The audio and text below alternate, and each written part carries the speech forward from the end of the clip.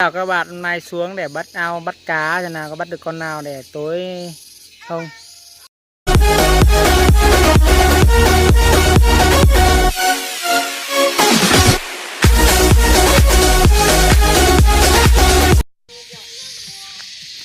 Này lại bắt cá em mang chài quăng luôn ao. Bữa trước không được con nào, bữa nay lấy chài. Thế nào. Đấy, được con nhỏ nhỏ như mấy. Đấy, mang cả loa mang đi hát. Nào. Ôi trời. Vợ má coi. Tỉnh coi rồi. Bạn ơi, các bạn ơi, xem bắt cá nha. Ôi, cá to luôn. Thế nào. Rufi với cá chấm. Cá chấm đó là mà nó Rufi này. Cái hả? Nhăn nhỉ. Ôi, rớt hết rồi. Đây đây đây. Đây đây, cá chấm rồi. Chấm nhỏ nhỏ thả luôn. Ôi ta cá mẹ tôi khe lộn vùng chiều nào. Nó thấp quá. Rồi, mới thả cũng to rồi đấy. Con này còn bé đấy. Mới thả được 2 tuần thôi nhỉ. Mấy con to. Đây là con đồng chí rồi đấy, nó cũng con đấy. Thằng đã nắng tươi quả lại chết thò đót đi ở. Đấy.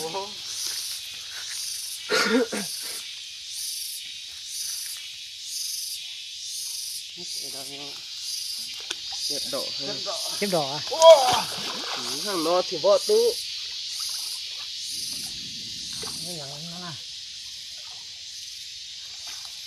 Có. Nhưng mà lại bọ chứ mình phá hí rồi. Cắt tiếp thôi.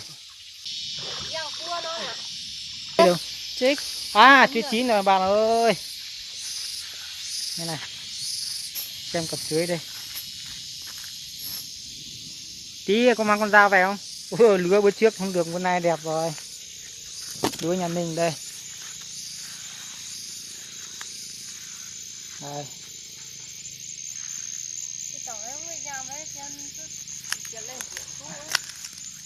Lúa đây. Ôi, cá to.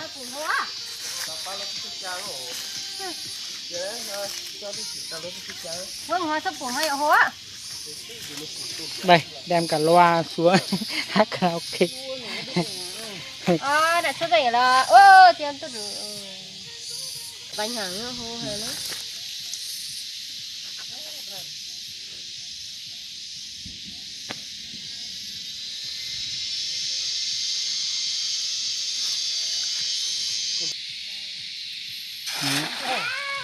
Ôi. Ô, ta gai thôi. Chi vậy?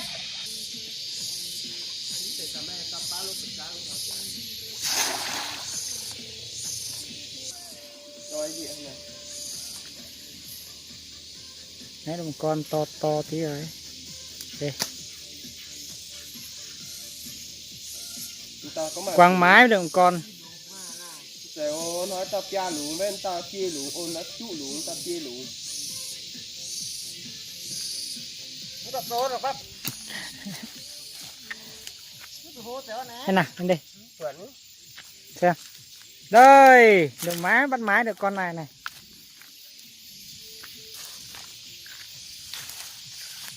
Đó. Mấy con này.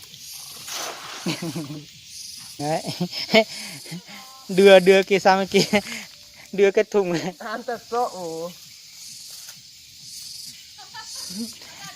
Ai đổ rồi.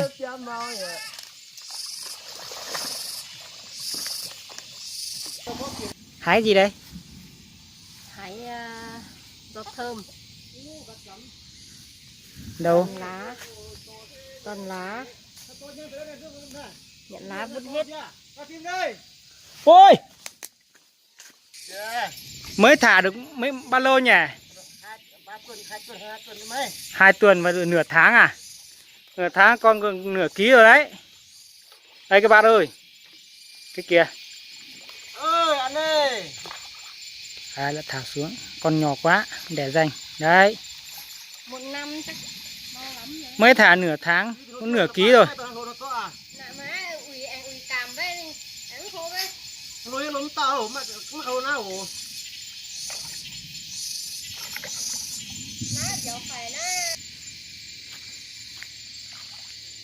nhặt hết lên. bó kỳ đau rồng đấy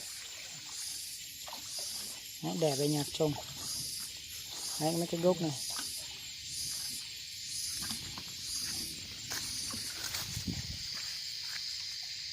phải con rồng đấy này giờ là ôi mà tao này Hiện hết rồi còn ít để làm giống thôi.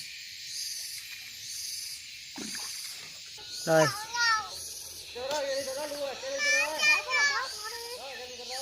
cân kéo bắt hiệu buông cả Ôi con kia chạy kia kìa.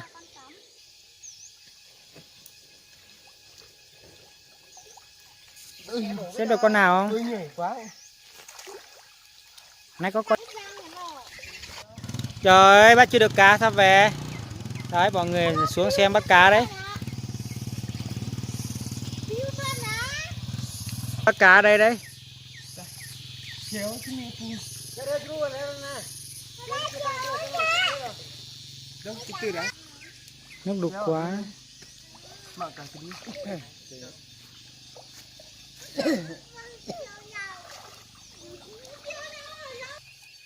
Đó. Bắt được mấy con nhỏ nhỏ, nó chưa bắt được con to. Nhảy lên rồi. Ôi rồi.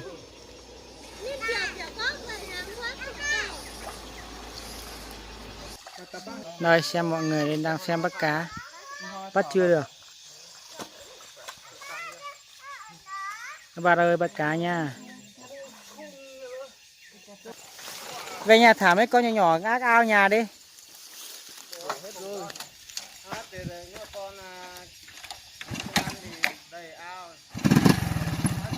Đây mọi người về nha mọi người ơi, xin kết thúc video tại đây nha. Mọi người xem, mọi người hãy like chia sẻ cho mọi người xem nhá. Xin cảm ơn mọi người. Tôi về.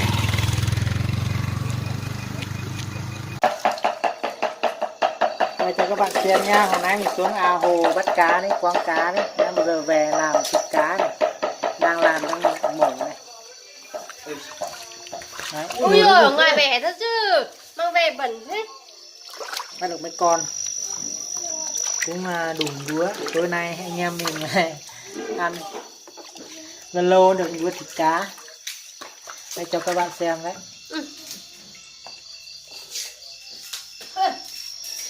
Ở trên rau ấy, thì bèn thật niềm cam cổ. Liệu nhưng cứ cái vật kia này nó dùng đấy đâu gì á? Nó dùng kiểu việc chị ấy nữa.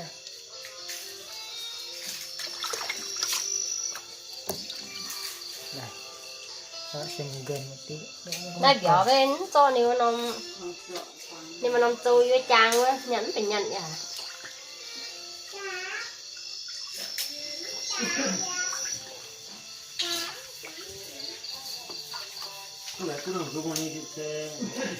Gió nó có một màn ấy mà chẳng nha. nó giống con vật kia này Số này tôi mà mình ấy là số này chấm tôi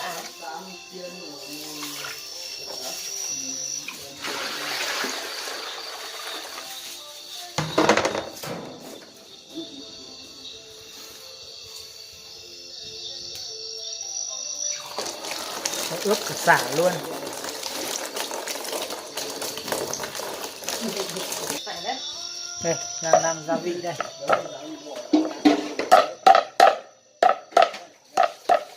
Gia vị ướp cá.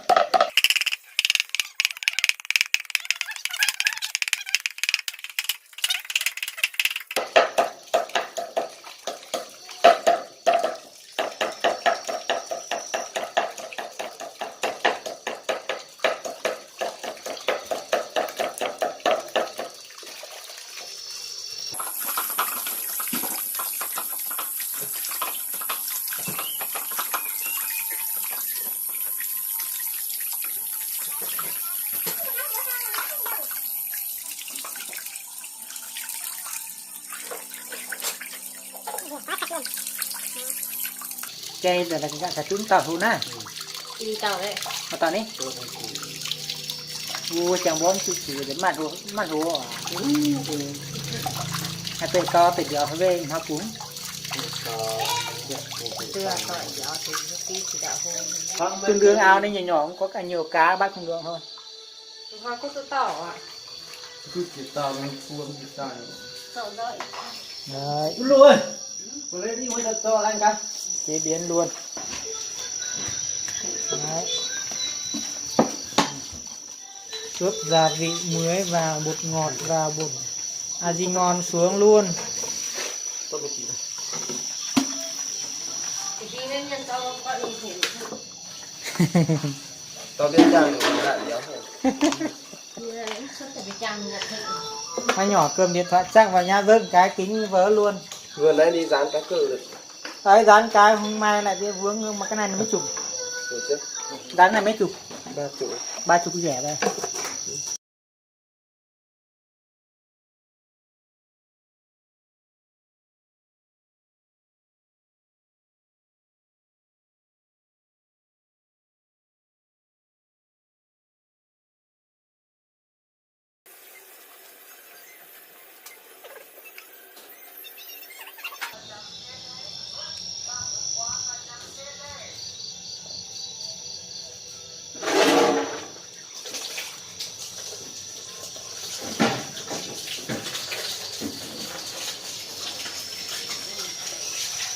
Đi nấu.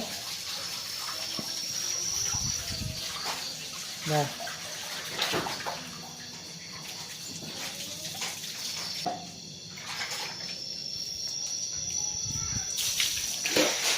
Đây, bếp đây. Tí bật lên nấu. Hay là nấu bếp lửa đấy nhỉ? Chắc nấu bếp lửa đấy chứ. Đây ướp gia vị xong rồi, lát nữa 5-10 phút nữa.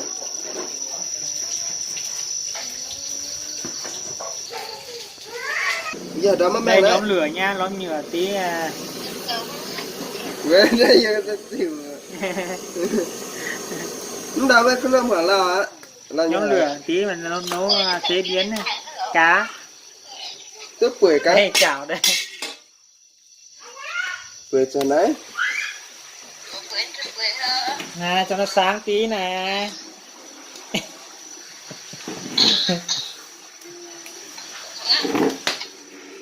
đúng chuyện to nhá Chiên bằng dầu luôn.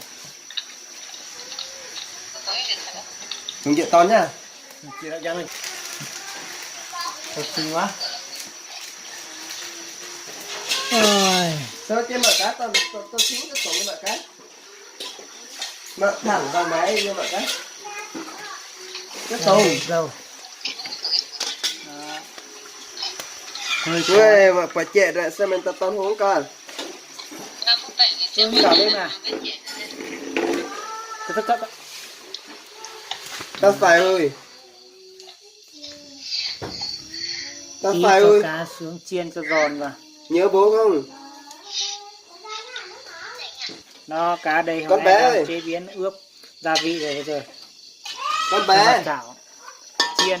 nhớ bố không có nhớ bố không có cá béo nè nhưng vào nhà béo nha Nó tùm béo nè. à béo nè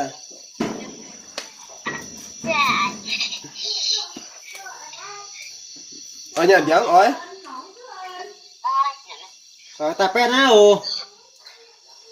Xin ơi. Ta pet nhầm béo ồ. Pet xin béo nè. Ra mút kẻ mút à? khi mà chia tôi nhà vẫn tao nè chiến tôi là đó Đây rồi nha. xin mà hiếu tôi là tao nha mày cái tiền này hiếu đây này tao đi nhất mua rồi. à Đó. Rồi các con tao nhất béo vào nè trước. chặt thế nào đây đi không ra cho những con chỉ cho nó quạt ra Làm bà con ở trước đấy. Cái này chỉ mình làm con này. Đó, cho các bạn xem. Rồi đây. Chiên nó giòn đi. Bây giờ xin phép các bạn không được xem nữa nhá. Ai nó vung vào. Để các bạn xem nữa, các bạn không được ăn, các bạn tiếc. Đây chè vào. Tí ăn nè cho các bạn xem. Đây là lá trầu hay lá lót đấy? Lá trầu về nhà ăn trầu à? Đây cho các bạn xem. Lá trầu.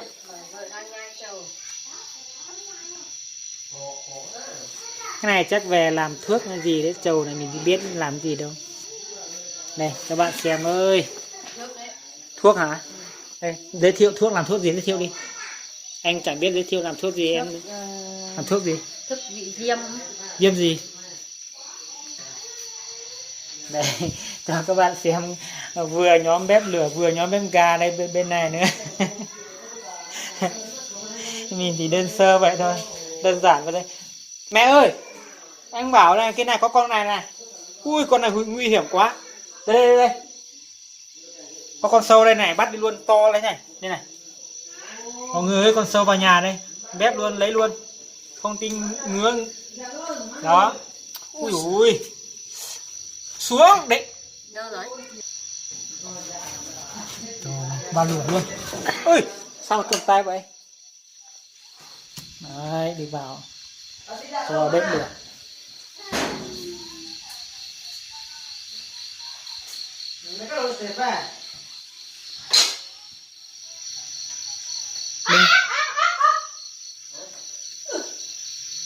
Đó, bên kia là bếp lửa. Bên kia là bếp lửa nha các bạn nha. Đấy, bên này là bồn nước để rửa. Đó. Lại có rau này, rau gì đấy nhỉ? Rau tầm bóp. Đấy, nãy chế biến cá nữa, giờ rau tầm bóp à? Đó, cho các bạn xem luôn. Đấy, đêm nay là nhà mình làm món gì cho các bạn xem hết luôn. Đó. Ngon quá hả? Đấy là làm cá nhé. Giờ là làm rau tầm bóp ngoài rừng luôn. Rau này rau thiên nhiên nhé, không phải trồng nhé các bạn ạ. Không phải trồng. Mọc ở ngoài đồng, ngoài nương thì mình chỉ có hái về thì mình luộc hoặc là xào cũng được đấy các bạn ạ. Đấy. Là sao? Ăn như là mát. Mát hả? Mùa này nóng thì ăn chắc làm canh mát các bạn. Đây sau này chỗ các bạn có thì cứ về hái mà ăn nhá, để cho các bạn xem luôn. Đây, lên đưa gần cho các bạn xem lá của nó đây này. Đó. Ăn lâu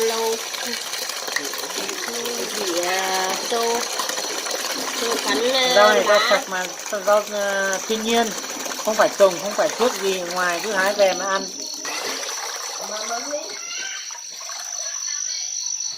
Đó, kia từ mắm có bạc á.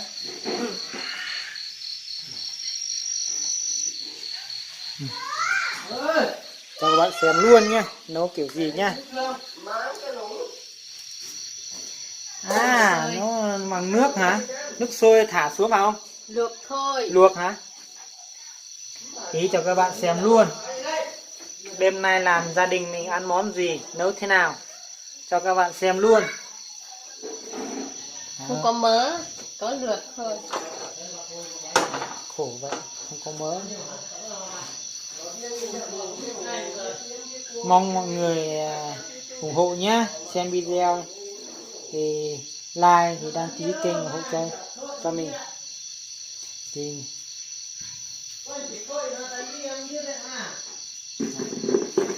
nhóm bếp luôn.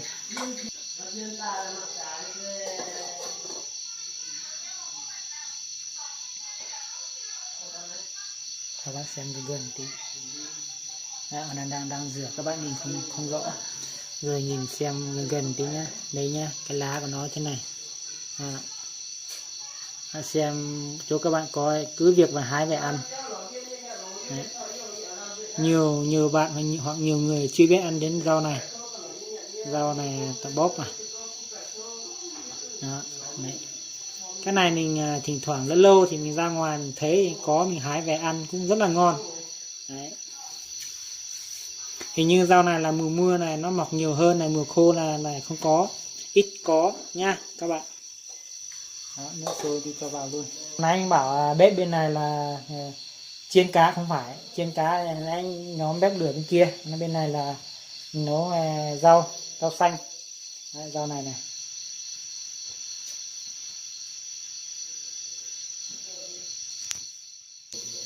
Đây cho các bạn xem nước sôi rồi được thả xuống này nhá. Thả xuống khoảng bao nhiêu phút nhỉ? Bao lâu nhỉ? Tùy. Ôi giời. Lửa to thì nhanh, lửa nhỏ thì chậm hơn. Cứ nước sôi này việc thả xuống khoảng độ 5-10 phút gì đó nó sôi lại chắc là ăn được rồi nhé. Hoặc là mình nấu nước sôi này thả xuống luộc cũng được, hoặc là mình xào cũng được. Cái rau này ăn kiểu nào cũng được. Mình chưa ăn sống bao giờ, không biết ăn sống được không. Đó. Mình cho muối ít thôi, nhiều quá nó mặn, nhiều quá. Đấy, cho bột ngọt vào luôn cho các bạn xem. Đó. Đêm nay là tuyệt vời luôn, làm cái gì cũng cho xem. Đó. Xem này, xem người chế biến này.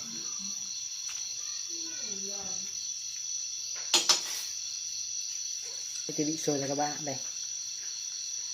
Đó, đang sôi rồi đó. Đang sôi nha các bạn nha.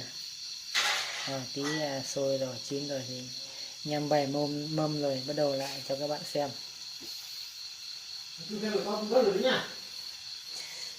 Cũng chắc buồn cười lắm. Mình nói nhiều vài câu chắc cũng buồn cười thật. Cũng mong các bạn thông cảm thôi, mình đâu có phải là mình dân tộc mà.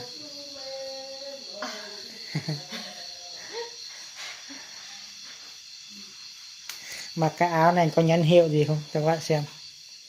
Cung cấp rau sạch, cung cấp rau quả sạch này, tiêu chuẩn cái gì đấy, G L gì đấy, lô ba gì đấy, không biết, Việt Gáp mà không phải. Không biết đọc luôn. Thôi sôi rồi các bạn ạ. Đó. Sôi rồi các bạn. Buồn này. Chắc ăn được rồi đấy.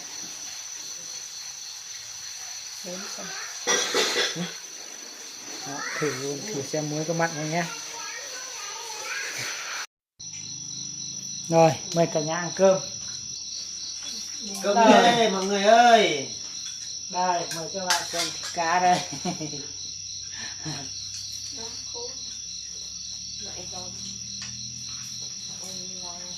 Cá mè muốn khuôn rồi đó. Thôi mời cả nhà ăn cơm nhá.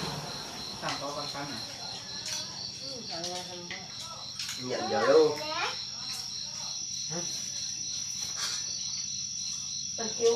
Mà quá. Thế bà cũng có tôm tần. Mẹ hôm nay được cái rau kia rồi ăn này. Cái ơi này. Ngon. Cá mè một số tôm. Là không ngon thế này nè. Ôi giời ơi. Cái này cứ ngon. Cá nhỏ đi đâu rồi? Cá nhỏ trên chậu. Đây rồi. Cá thịt cái này nè. Nước chanh chưa? Có.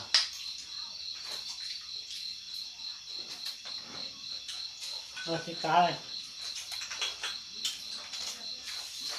Thà nè. Chấm gì? Thà.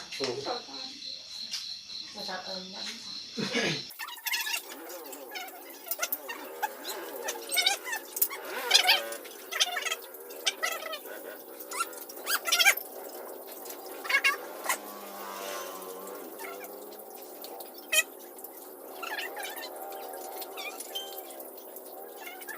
Rồi mời cả nhà ăn cơm này.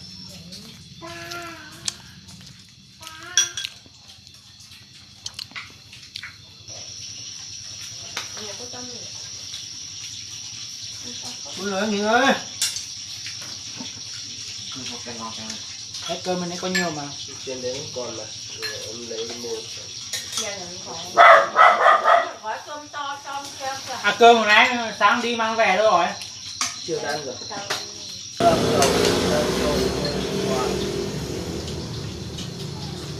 Chưa cả ham cả làm bạn. Ơi rau này ngon. Bắt răng giúp vấn đề. Đấy.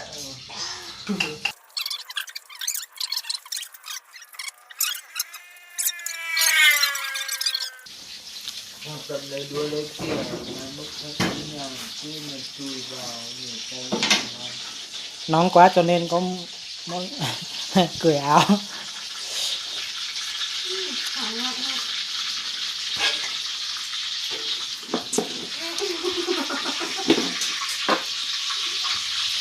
chui hẳn qua thật ra Mình lộn cậu đó. Mình lộn ạ. chim ra kia cú là đâu phi đấy mỏng kia không phải mỏng cú Ủa chén cuối này. Đấy đúng rau xanh ăn hạt chiếc Bố gần chén chiếc cá kìa. Rau này ngon đấy. cái nào ấy là nó nhưng họ tự tiêu tỏi đấy nhận cái gì nhiều đây những người cắm cũng á ỏi quá cảm nó kẹo cúi à Đây dùng cho mọi người xem cái cá này. Rồi. nhà béo à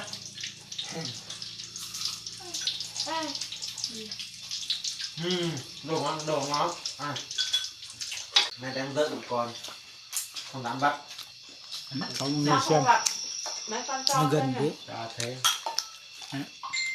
nhà nó chỉ bên tay phương hết cả người không dám bắt con này như chính là để ngoài sao sao đấy Nó nằm rỗ ổn đấy nó.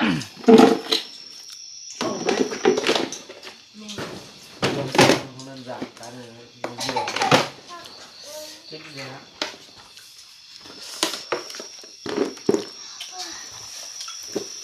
trời bố đóng cá ơi nó hoạt đi cho chính bệnh viện rồi nhớ nói các bạn Con cay hả? nhưng mà tận tuổi nào chúng ta ngại Nó dưới tao gòn còn cánh tay không? Sáng dậy nó điện.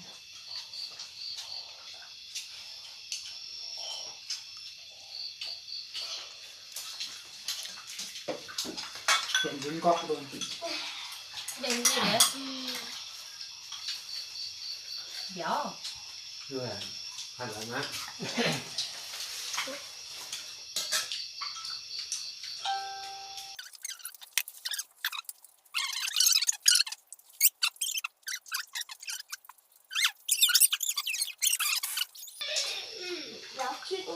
con này là sấy khô đặt băm nhỏ vào Là cam rồi gió nữa. ôi này cho cả ba con kìa Không phải chưa có nữa. giờ này cái cửa bác gì hả giờ xử lý cái đồ đi chúng ta mua có ăn cơm sữa ạ Đúng ăn cơm sữa của bác cũ ạ Chị sẽ có cam rồi. cơm sữa của bác cũ cú nó hết rồi chia cú lúc mình ăn chia mình bỏ vào trong đầu trong lòng nữa Tao em tung cái tổ hả? Nó là nó xưa. mình tôi trang mà Đảng quân tuy canh ngon này. Rồi con đi ra. có ta chẳng đèn phong lưng bước ta điên cổ dao ta đủ nó chẳng ta cả trăm đã hô vào những nhát Nó chẳng tôi là tôi do với quên nhìn anh này được rất bẩn. chỗ hẳn Tôi do kiểm Lưu trưởng. nhiều bên như cái này nè chỗ hơn Chị vừa rất là dính nha. Chị lắm. chúng ta có tổ béo cả cả tôi chạy như bắt cao vậy nha Anh chúng quả ban hả? chúng ta phải Trời ơi. hôm nay là quậy cứ gọi đập xuống cái dao kiểm tăng họ tôi không biết cái lá nhiên cái rau của chúng mình nhé nem như hai vậy đấy Ôi no rồi các bạn ơi. ôi một cơm nhồi này này sốc cái cơm này Rau xanh hết rồi còn cá còn xương thôi. chưa Rồi vậy xong bữa cơm nha. Đây cái đều đi cái đi rau xanh hết cá cũng hết rồi mọi người ạ. Đây bây giờ mình xin kết thúc video tại đây nha.